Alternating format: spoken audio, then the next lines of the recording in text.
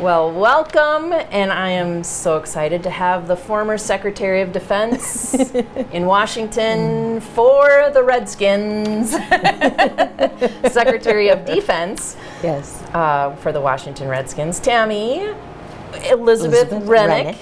Now, Yes. but your books, you are I'm T. Elizabeth. T. Elizabeth Yes. Renich.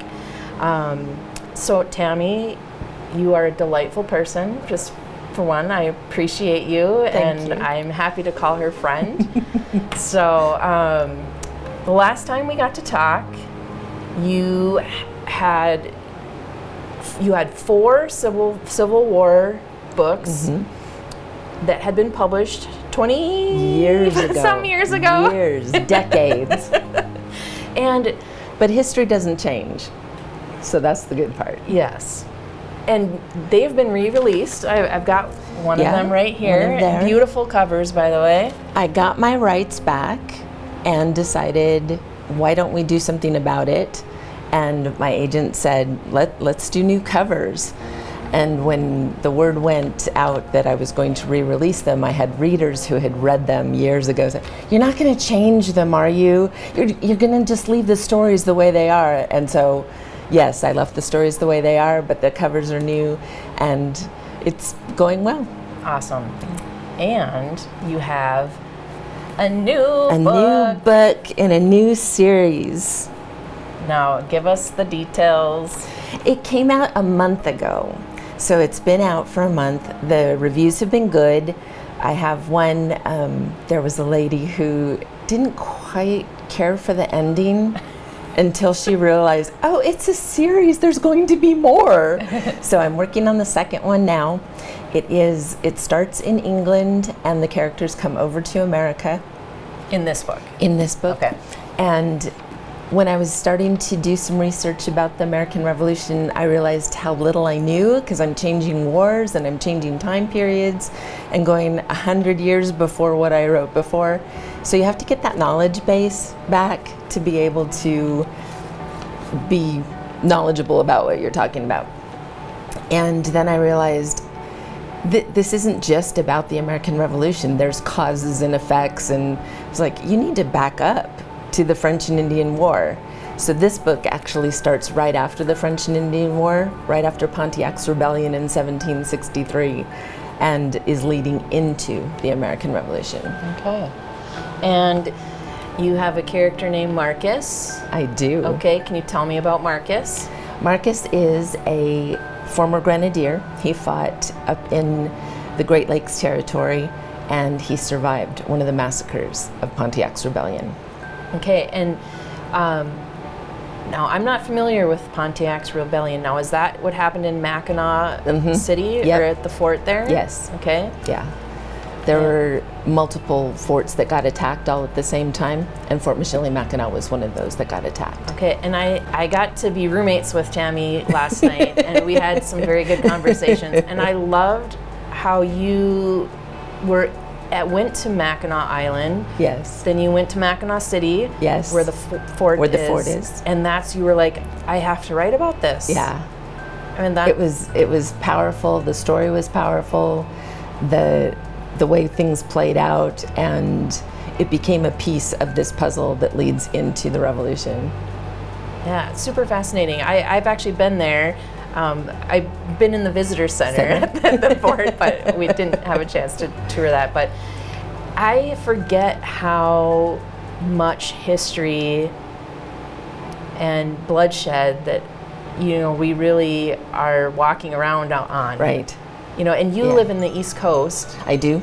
and have that at your fingertips. And it's such a blessing to be able to do day trips and get in the car and drive. And within 3 hours, in pretty much any direction of where I live, I can be either at a battlefield, at a historic site, at some place where something happened, and not have to use airfare or miles to get there. I can just drive myself. So I really enjoy that. And I'm finding it kind of fascinating that some of the places that I used to study for the Civil War, they fought there previously. Okay. And so there's overlap, and it's like, oh, I think I know where I'm going. I've been to this place before. I did not realize that they fought there 100 years ago. And now they're fighting again 100 years later. So anything that you found kind of like that you didn't know about when you were researching this book on the East Coast, in your travels? And so one of the things that, I mean, when you think about Yankee Doodle, Declaration of Independence, we're going into the 250th anniversaries of the American Revolution from 1775, which is actually this year. Lexington and Concord already had their anniversary. The gunpowder incident at Williamsburg already had their anniversary. And now we're going into the 250th of the signing of the Declaration of Independence. And somehow it hit me that it was like, we were all British until 1776. Well, what does that do? It's like, oh yeah, that's where we came from, or that's where our ancestors came from. And not everybody, but the majority of them would have been British at the time. So it gave me a different perspective on having English characters who come to America. Now I'm working on the manuscript for the second in the series, and some of those characters who were born and raised in England are going to have to make choices once they get to America. Which side are they going to be on? Are you patriot? Are you loyalist? There's the challenge. yeah. There's the mystery, there's the challenge. And so now, is this going to be a 3-book series? Yes. Okay. Yeah. Interesting. And does Marcus follow through, or do we meet new? There will be some new characters. Or main characters, I guess? Main characters will stay, Okay. to the best of my knowledge. Unless something happens and they decide to come, go, or leave. That leads me to my next question. And again, in our chats last night, we were talking about how your characters speak to you. Like, I know that sounds weird, and it's like, what is it about the voices in your head? But sometimes I'll think the story's going in a certain direction, and then all of a sudden we're going in another direction. It's like, how did we get here? Wait a minute, who's writing this story? They just kind of take over, and sometimes they tell me we're going in a different direction. Fix it. Yeah, I don't, like, I was talking to another author, and I'm like, I don't think you're out of the norm here, you know. I mean, that's, I think authors, you know, and that I can't understand that, because that doesn't happen to me. My own voice is in my head telling me things. But or people will say, what are you doing this weekend? And I'll say, I'm going to play with my imaginary friends this weekend. And you murder them. Only some. Only the bad ones. No, I'm just kidding. There might be some good ones, I guess. Don't give away the story. I'm talking your other books. Oh, okay. All right. But you have a process to kind of determine what your character is going to be. So what do you do? I usually start with the historic timeline. I need to know what that history is so I know where the story is being driven to. The challenge is, how do you get made up fictional characters interacting with real characters so that they're not dishonoring those real characters? I read letters and diaries and try to make sure that my characters that I'm writing don't do anything that would go against or be contrary to what those actual characters were like.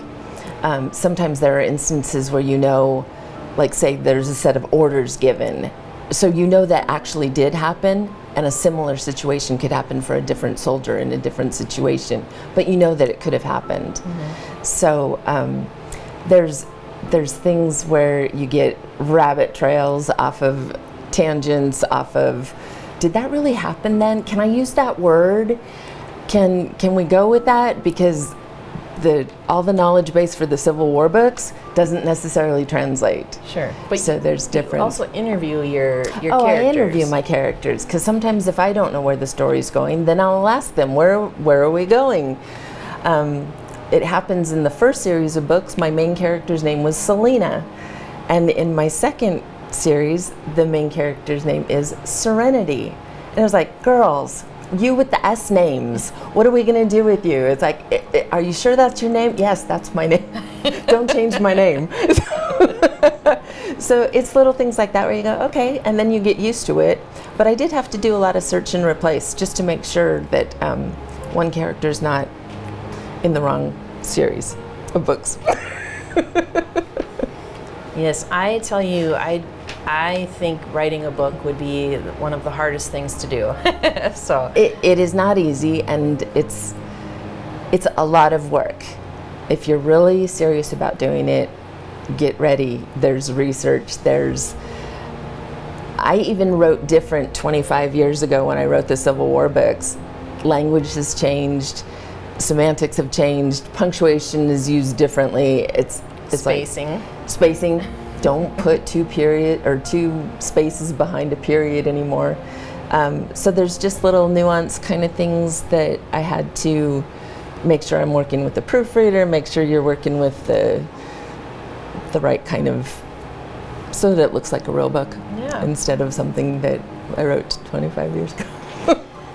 And I wanted to go back to your research. Is there for the new book, the Revolutionary War, was there a place that you were like, oh my gosh, I didn't know this, or that is so powerful, that you visited or learned about? I love Williamsburg. I go there probably far too much, but it's within that driving distance, so I get to go down there more often. And I'm terrible, where is that? Williamsburg is in Virginia. Okay. And it is south and east of where I live. And that's close to Jamestown and Yorktown, and that's considered the historic triangle in Virginia. But the other place that really had a powerful effect that I didn't know existed until I started doing the research was Fort Michilimackinac. And I've spent days, consecutive days in there, so much so that the people who were doing the living history were like greeting you on a first name basis when you get back in the morning because they've kicked you out the night before for staying so long.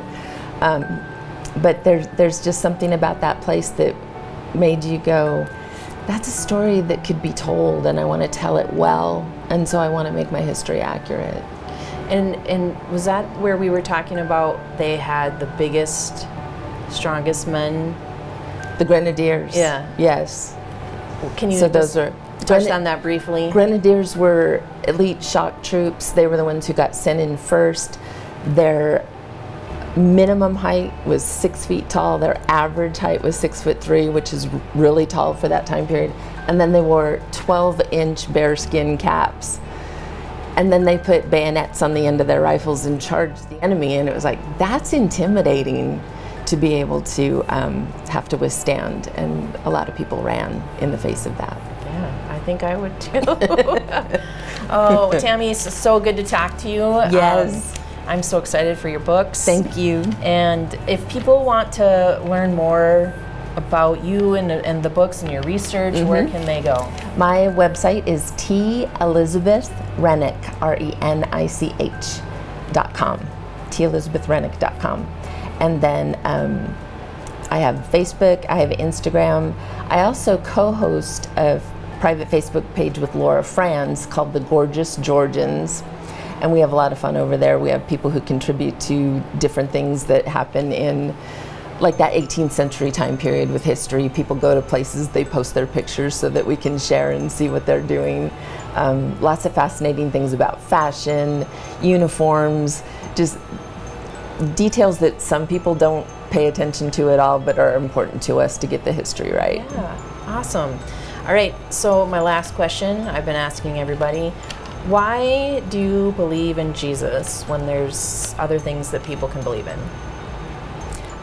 Basically, I grew up in a house of faith. My mom was very diligent about taking us to church when we were little.